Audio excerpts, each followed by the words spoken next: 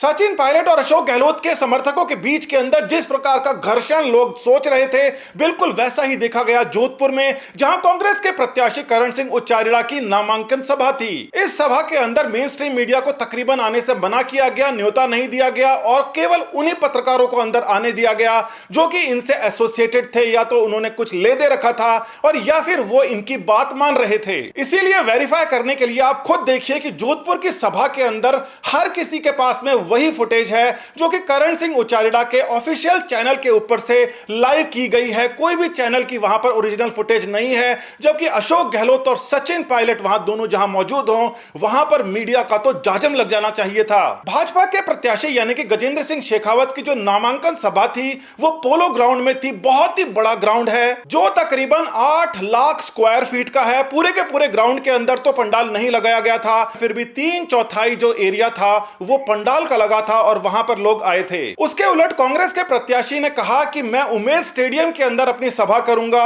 जो कि 4 गुना छोटा है। पूरा का पूरा एरिया देख लिया जाए तो 1,60,000 स्क्वायर फीट से ज्यादा नहीं है, मगर यहां पर भी आप इस बात को जानिए कि आगे से और पीछे से बहुत सारी जगह खाली छोड़ दी गई थी। ये जो फुटेज आप देख रहे हैं जो मीडिया के अंदर आने से रोक दी गई, ये आपको दिखाती है कि जिस समय करण सिंह खुद भाषण दे रहे हैं उस समय स्टेडियम पीछे से कितना आगे तक बिल्कुल खाली पड़ा था, वहां पर लोग थे नहीं। इसके अलावा आप ये भी देखिए कि जो पंडाल लगा था उसके पीछे काफी सारी खाली जगह छोड़ दी गई थी, जहां पर कई सारे वीआईपीज की गाड़ी खड़ी थी।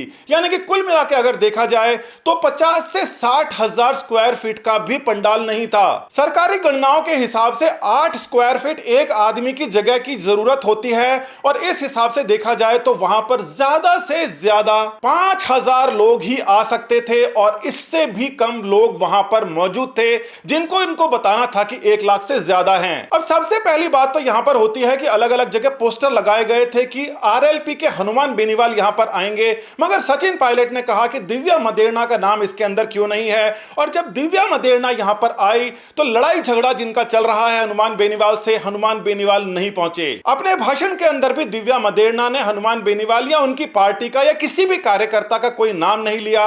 वैसे भी केवल एक विधायक इनके पास में है, 2-2.5 हजार वोटों से जीता है, कोई खास बड़ी अचीवमेंट है नहीं। हालांकि दिव्या मदेरणा खुद भी अपना चुनाव हार गई है, मगर उसके पीछे कई अलग फैक्टर्स हैं। और ये जो लड़ाई झगड़ा है दिव्या मदेरणा और हनुमान बेनीवाल के बीच में ही नहीं, सचिन पायलट और गहलोत के समर्थकों के बीच में भी है, जहां पर पूरे जोधपुर में इस प्रकार की लहर चल रही है कि अशोक गहलोत खुद चाहते हैं करण सिंह उच्चारिडा बहुत ही बड़े मार्जिन से चुनाव हार जाएं। अब देखिए होता क्या है कि सबसे पहले गहलोत आ जाते हैं सभा के अंदर। जिस समय गहलोत आए थे उस समय वहां पर मौजूद लोग 3,000 भी मौजूद नहीं थे, और इस बात को लेकर गहलोत बहुत ज्यादा नर्वस दिखाई देते हैं। मगर उनके काफी सारे समर्थक थे जो कि मंच के हिसाब से देखा जाए तो बाईं तरफ, और अगर दर्शकों के हिसाब से देखा जाए तो दाईं तरफ थे। उन्होंने अच्छा खासा शोर मचाया और उनको आने के लिए स्वागत किया। इसके बाद जब दिव्या मदेरणा का खुद का भाषण चल रहा था उस समय सचिन पायलट की एंट्री हो जाती है, और सचिन पायलट जब भी कहीं जाते हैं तो 1000-1500 लोग साथ लेके जाते हैं।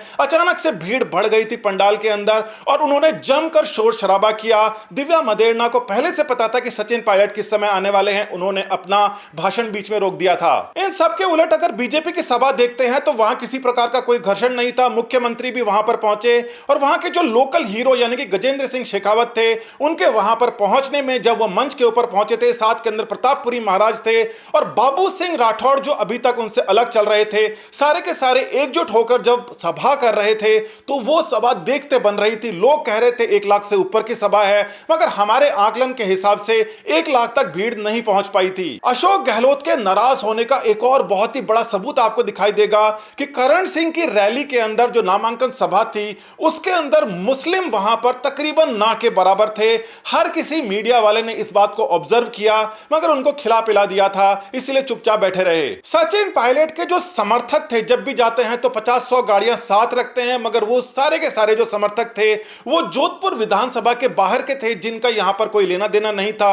और जो सभा समझी जा रही थी कि गजेंद्र सिंह शेखावत और करण सिंह के सामने 19-20 के हिसाब से सभा तो हो, यहां पर देखा गया कि कहां पर 1 लाख के आसपास भीड़ पहुंच रही है और कहां पर 5,000 भी नहीं पहुंच पा रहे हैं। गोविंद सिंह डोटासरा के बारे में भी सब सोच रहे थे कि कांग्रेस के प्रदेशाध्यक्ष हैं, ये यहां पर आए हैं, कुछ अच्छी बात कहेंगे, मगर काफी समय से डोटासरा केवल और केवल पब्लिक को हंसाने का और पब्लिक को मजे देने वाले काम करते हैं, ढंग की बात उनके पूरे भाषण के अंदर नहीं सुनाई दी। पूरी की पूरी सभा के अंदर गहलोत वहां पर इतने ज्यादा उखड़े हुए दिखाई दिए जितना वहां पर कोई दूसरा आदमी नहीं हो सकता करण सिंह उचारिड़ा के अलावा। सट्टा बाजार इस वाली सीट को बिल्कुल लंगड़ा घोड़ा करार दे चुका है, क्योंकि यहां किसी प्रकार का कोई कॉन्टेस्ट बचा नहीं, यहां के लोगों में कोई खास उत्सुकता बची नहीं। स्टेडियम के बाहर कोई गाड़ी नहीं खड़ी थी। जहां पर गजेंद्र सिंह शेखावत का जो शो था उसके अंदर पूरा का पूरा शहर 2-3 घंटे के लिए ट्रैफिक जाम से त्रस्त हो गया था। इस वाली स्थिति से बाहर आने के लिए करण सिंह को दो काम करने पड़ेंगे, या तो उनको गहलोत को अलविदा कहना पड़ेगा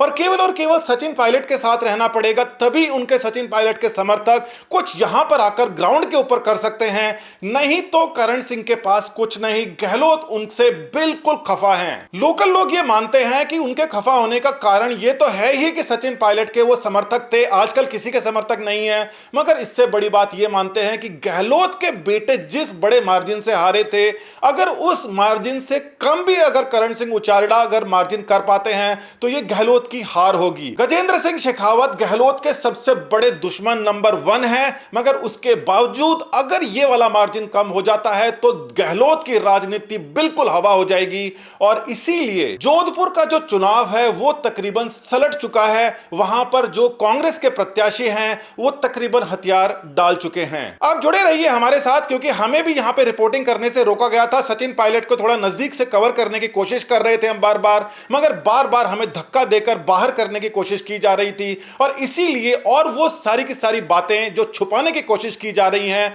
वो सारी की सारी बाहर लाना तो हमारा कर्तव्य सा हो गया है। नमस्कार, धन्यवाद।